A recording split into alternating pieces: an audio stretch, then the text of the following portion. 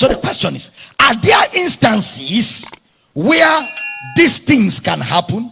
Well, sometimes people are already married before they come into Christ. They are married as unbelievers. So unbeliever got married. Then one of them got born again. Does it mean that when a man is now born again and his wife refuses to be born again, he should send her away? No. 1 Corinthians 7:12. But to the rest speak I, not the Lord. If any brother hath a wife that believeth not, and she be pleased to dwell with him, let him not put her away. Next verse. And the woman which hath an husband that believeth not, and if he be pleased to dwell with her, let her not leave him. Next verse. For the unbelieving husband is sanctified by the wife, and the unbelieving wife is sanctified by the husband. Else were your children unclean, but now are they holy. So in black and white, Brother Paul says you don't put your partner away because you got born again. Peter was married before he met Jesus. Peter was. He teaches here what you should not, that you should not put away your marriage based on your faith. If the other party be pleased to dwell with you. So we can have, as believers, an unbeliever in marriage.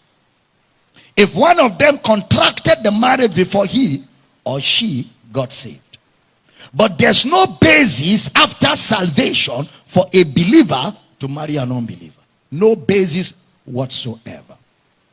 1 Peter chapter 3 verse 1 gives further credence to what I'm saying here. Brother Peter, likewise you wives, be in subjection to your own husbands, that if any obey not the word, they also may without the word be won by the conversation of their wives. So there's a situation where two unbelievers got married and one of them got born again and still stays with the unbelieving one.